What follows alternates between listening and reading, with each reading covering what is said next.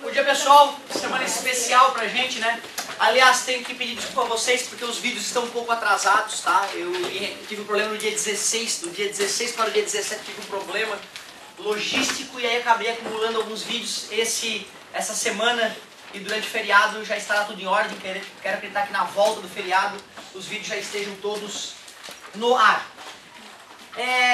Nessa semana especial fico muito feliz, o colega me recebe com várias questões a mais feitas e uma delas estava com dúvida e aí eu quero dividir com vocês essa questão já a título de revisão, para a gente relembrar o que é a matriz, lembrar o que é a ordem da matriz, falar um pouquinho sobre isso. Vou corrigir esse exercício, digo extra porque eu não havia pedido.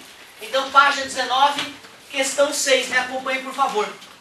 Para transmitir dados via satélite, entre outros processos da área de telecomunicações, utilizam-se atualmente o código de Hamming. Ele pode garantir que, por meio de um canal de comunicação, uma mensagem chegue ao seu destino sem erros, sem ruídos ou com possibilidade de correção. Olha o que ele está te dizendo. Cara, se eu tenho um satélite que vai enviar informação para a Terra, pode ou não pode passar uma nuvem carregada no meio da transmissão? Né? Esse código, ele quer o quê? Ele quer que mesmo que uma parte da mensagem esteja perdida, a mensagem seja escrita de uma tal maneira que fique fácil identificar o que faltou. Certo? É aquela história, vocês já receberam aquele e-mail onde as palavras vêm escritas todas erradas, mas o começo e o fim da palavra é correto e tu consegue ler, mesmo ele está todo escrito errado? Tu vai lá e tu lê a mensagem. É mais ou menos essa a ideia. Existem técnicas matemáticas que nos permitem fazer isso, criar uma linguagem que mesmo o cara erre, gagueje, dê para entender no final das contas o que ele falou. Interessante isso. Ao transmitir uma mensagem, usa-se um código de Hamming de redundância R igual a N menos K, sendo K um parâmetro. Para determinar um erro na transmissão, efetua-se a operação matricial H vezes VT. O que será esse H vezes V com o Tzinho ali? Alguém lembra o que é o Tzinho ali em cima da matriz? Transposta. O que significa transposta? Trocar a linha pela coluna. Ele ainda diz que R igual a N menos K, onde K é um parâmetro. Tudo bem. Na qual H é a matriz de ordem R por N. Então ele está dizendo que essa matriz H, ela tem uma certa ordem, que é R por N. O que seria esse R por N? Muito obrigado, linhas e colunas. O comprimento do código é N igual a 2R menos 1. Ele agora diz qual é o tamanho do N ali, né? Certo? Que é 2 elevado a esse R menos 1. Nada demais. E neste caso, VT é uma matriz coluna transposta da matriz V. Então ele me lembrou ó, que aquele Tzinho quer dizer que a matriz V foi transposta. Ou seja, a linha foi trocada pela coluna. E ele ainda diz que a matriz V é uma matriz... Nesse caso, VT é uma matriz coluna. Transposta a matriz V. Se VT é uma matriz coluna, o que é a matriz V? É uma matriz linha. Então eu sei que a matriz V, ela tem essa característica aqui, ó. V11, concorda comigo? V12 e assim por diante, né? E a matriz V transposta ficou como? V11, V12, aliás, 21, né? O perigo, V31, que agora é a terceira linha, continua na primeira coluna. Tudo bem até aqui, galerinha? Então até aqui a gente só discutiu o que está pegando, né? A transmissão será bem sucedida se essa multiplicação resultar em uma matriz nula. Ou seja, eu tenho que fazer essa multiplicação aqui e tenho que dar uma matriz nula. O que seria matriz nula?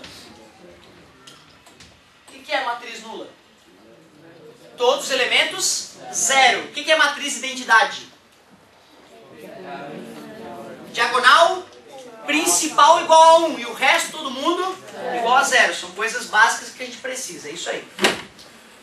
Com base nessas informações, um código de redundância R igual a 3 pode detectar erros de transmissão de mensagens cuja matriz V é necessariamente uma matriz. Ele quer saber a ordem dessa matriz V, ó. E da matriz V original, não é a V de T, hein? Certo? E ele disse qual é a redundância? 3. Mas vai dizer, cara, só de ele ter falado tudo isso, o cara não fica perdido, cara. Mesmo eu que estou há anos fazendo isso, eu fico que nem a Pandora, meu Deus, por onde é que eu começo? Primeiro tem que ter fé de que vai funcionar. Não, eu vou conseguir entender, vou conseguir. Então, ó, o R é igual a 3, o que a gente pode fazer então já? Substituir, né? Concorda comigo? Então aqui ficaria como? 3 é igual a N menos K. Tranquilo? Acha o N, N igual a 2 elevado a menos 1. 2 vezes 2, vezes 2, menos 1. Achei o N. Se eu achei o N, eu acho o K, concorda comigo? Vai ficar 3 igual a 7, menos K, portanto, menos passa mais passa menos, K igual a 4. Beleza. Aí o seguinte, ó, ele deu, nós sabemos o R e o N, concorda comigo? Então nós sabemos a ordem da matriz H. E para que duas matrizes sejam multiplicáveis, não existe uma certa regra? Né? Para que elas sejam multiplicáveis, não é isso? Bom, então é o seguinte, eu sei que a matriz H, que é uma matriz R por N, R é 3, 7. 3 por 7 vai ter que multiplicar a transposta da matriz V para dar quem? A matriz nula, ou seja, é tudo zero, concorda comigo? 0, 0, 0, 0, 0. Multiplicação de matrizes. Ele já me garantiu que essa matriz transposta de V, já que ele falou que a V era uma matriz, ele já falou que era coluna essa, né? Então a ordem dela, vê se vocês concordam, vai ser X e 1. Concorda comigo?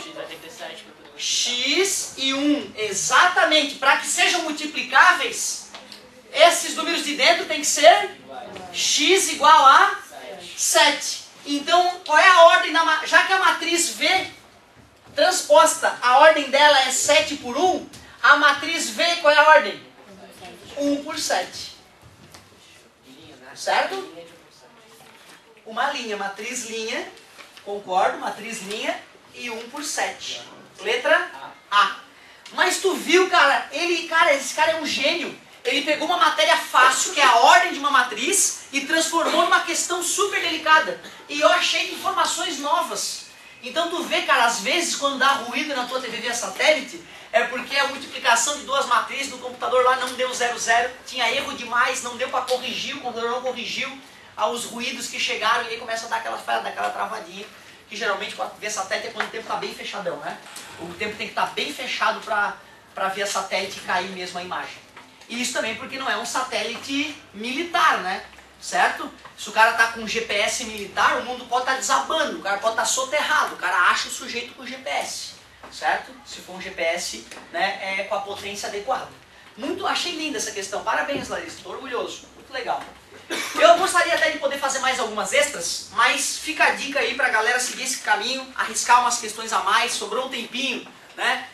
Tem um tempinho a mais lá para treinar, vai naquela matéria que tem mais dificuldade, faz uma questãozinha a mais e sempre trazendo as dúvidas para a sala de aula, é a melhor maneira de aprender. Faltando tempo de ver na sala de aula, vai ser um prazer a gente fazer na assistência. Mesmo que tu não possa vir, mesmo que tu me peça lá, aliás, uma coisa que eu tenho que falar para a galera, às vezes o cara não pode vir na assistência, mas ele está com uma dúvida.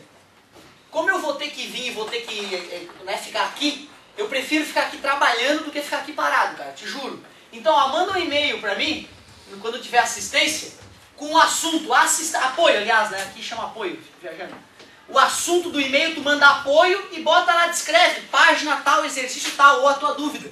Professor, explica mais uma vez a matéria tal.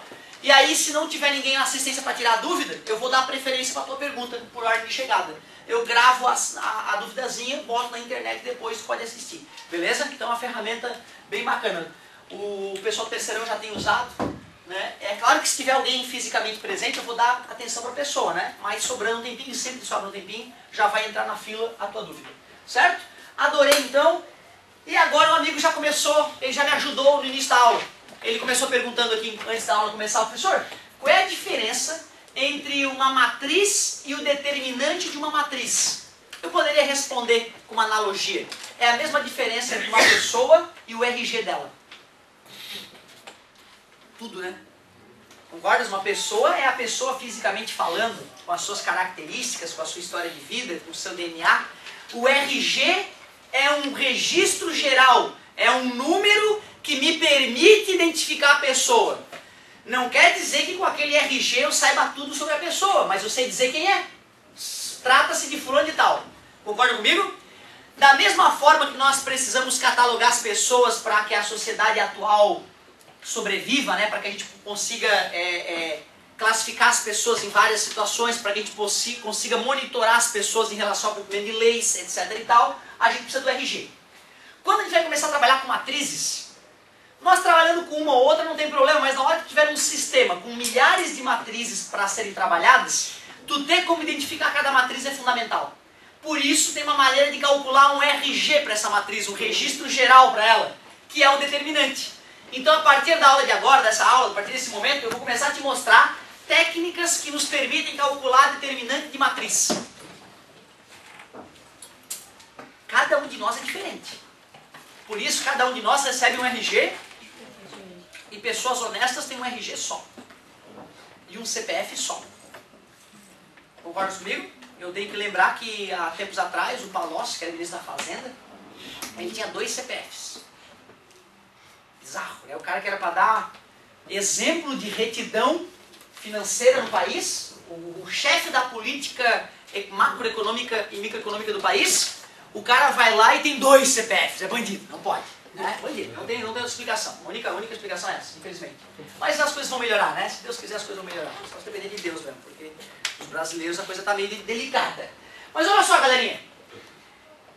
Quando a matriz é uma matriz bobinha, é fácil calcular o determinante.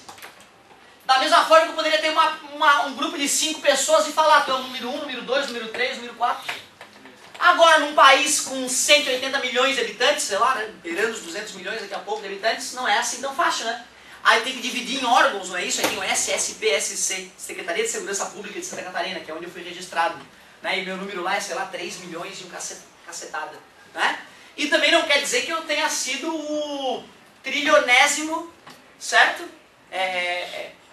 A nascer no nosso estado. Não tem nada a ver, porque alguns são registrados pela Polícia Militar, outros são registrados, né, fazem a carteira de identidade na OAB, e aí o registro geral dele é pela Ordem dos Advogados, etc. e tal. Assim também vai acontecer aqui na matriz. Dependendo do tipo de matriz, a gente vai procedendo de um certo jeito. Mas o determinante de uma matriz é único.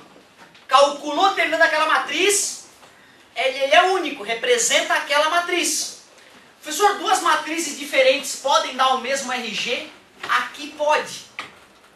Ah, professor, mas 2 pessoas, mesmo que gêmeas, elas não têm o mesmo RG. É, algumas diferenças. Então foi só uma analogia que eu fiz. Para tu lembrar que determinante é a maneira de identificar uma matriz, é o número que caracteriza a matriz. Mas às vezes tem 2 matrizes que parecem diferentes, mas elas têm a mesma essência. Nesse caso, os determinantes acabam dando iguais, isso pode acontecer. Chega de rodeios, vou te mostrar como é que a gente age para calcular o determinante de algumas matrizes e na sequência vou te pedir para fazer alguns. Só não fica magoado que os primeiros aqui são bem fáceis, tá? Depois é que vai ficar mais divertido.